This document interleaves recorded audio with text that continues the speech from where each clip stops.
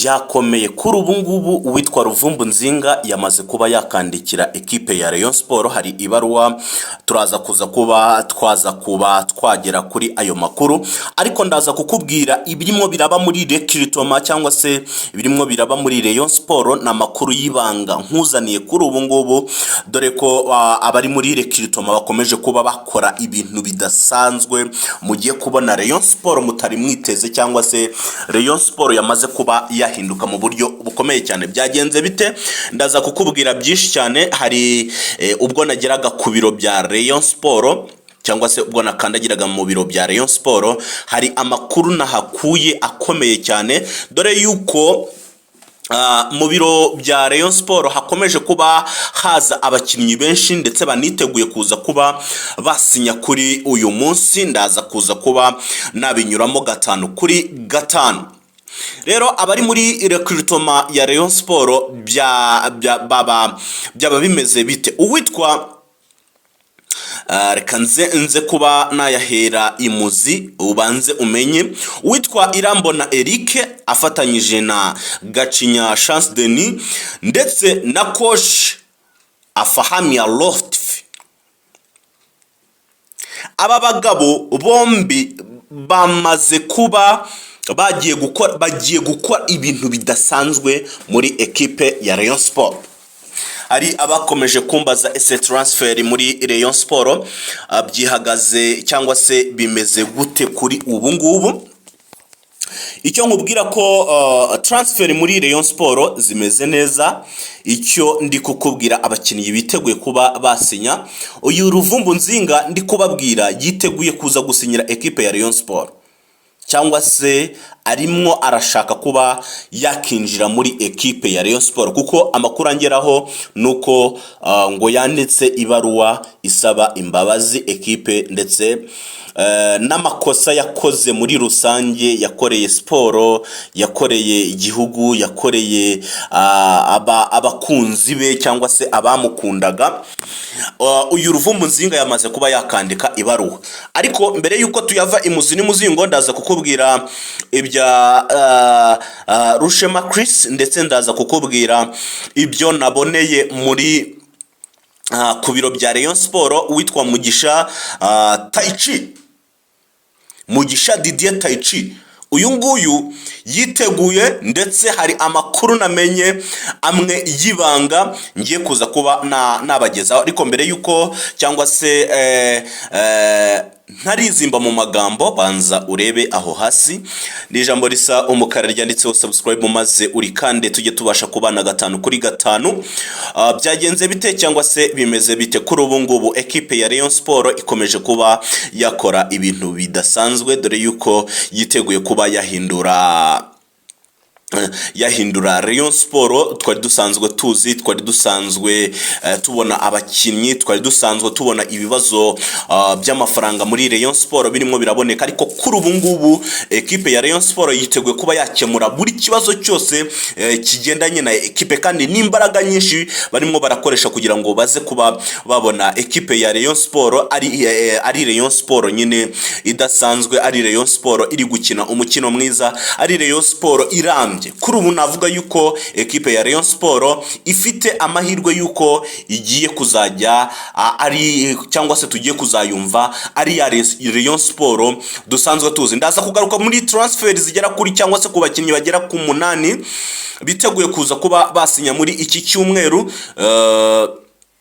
Ubwo turaza kuza kuba twabageraho 5 kuri 5 abiteguye gusinya ndetse n'abategerejwe kuba basinya, dore ko muri iki cyumweru hazasinya abakinnyi batari munsi ya 4, dore yuko ikibazo cya Ruvumbu nacyo gikomeje kuba cyavugisha abantu benshi cyane amangambure. Ese koko ekipe ya Rayon Sport yakakira uwitwa Ruvumbu Nzinga?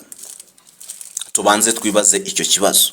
Ekipe ya Rayon Sport ishobora kuba yakakira uyu mukinnyi witwa Ruvumbu Nzinga? Bibaho se? Ubwo abenshi mukomeje kumbwira hari amakuru namenye ariko se mbanze nyahereho ariko tudatinze abiteguye kuba basinyira Rayon Sport harimo uwitwa Seboato, harimo Rushema Chris ndetse na Mugisha Didier Taichi. Abangaba biteguye kuba basinya muri iki cyumweru, ndetse hari uwitwa Biramahire Abedi Biramahire yari yasinye amezi 6, ibyo turabizi, ariko ubu hari guba cyangwa se barimo barashaka kuba bamwongera amasezerano, baracyaganira, ntabwo byari byarangira. Ubwo ngubwo turaza kuba twamenya andi makuru yisumbuyeho. Uwiteguye gusinya noneho kuri ubu ngubu agomba gusinyira Rayon Sport Abedi Bigirimana, nawe bitabaye ibyanga rwose araza kuba yasinyira ekipe ya Rayon Sport. Abo bakinnyi bombi ariko hari ayo nashakaga kubagezaho by'umwihariko, cyangwa se ayo y'indani ya Ruvumbu Nzinga arashaka kuza muri ekipe ya Rayon Sport nyuma yo gushotorwa n'umutoza Fahamia Lotfi. Uyu mutoza mushyashya yari yagerageje kuba yaganiriza uwitwa Ruvumbu Nzinga. Ayo ni amakuru twagiye tuza kuba twabagezaho. Kuri ubu rero uwitwa Ruvumbu Nzinga yatangiye cyangwa se yumvishije afite igitekerezo cy'uko agomba gukina muri ekipe ya Rayon Sport. Nubwo abo bafatanyije muri recruitment batarimo barabyumva, ngo uwitwa Gacinya we nta nubwo ashaka kumva iyi nkuru, niyo bagiye kuba bayimubwira ngo biragorana cyane. Uyu Gacinya Chance Denis ni umusore ukiri mutoya cyane rwose, ariko ngo ufite ikiswe amafaranga jejeta. Uyu mutaramu Gacinya Chance Denis ni umwe mu baherwe bakomeye cyane, ndetse ni umwe mu bari gufata ibyemezo muri ekipe ya Rayon Sport. Navuga yuko ari ndakuka. Rero ngo babimugezaho cyangwa se bamugezaho iyo nkuru akavuga ati wapi biragoye cyane. Gusa hari ibaruwa yanditswe, n'ubundi iyo baruwa yari yo gusaba imbabazi ekipe, cyangwa se yari yo gusaba imbabazi ubuyobozi bwose muri rusange, haba hano i Kigali cyangwa se Nyarugenge, gusaba imbabazi bamwe mu bafana ba ekipe ya Rayon Sport. Uyu mutaramu rero bitabaye ibyanga mushobora kuza kumubona muri ekipe ya Rayon Sport, nubwo bikigoranye cyane, ndetse yiteguye kuza kuba yasinyira ekipe ya Rayon Sport. Ubwo ni amakuru turi kugenda dukurikirana, ariko kuri iki cyumweru usinya ni umunyezamu n'ubundi Nicolas Seboato araza kuba yasinya. Rushema Chris byamaze kuba byarangira.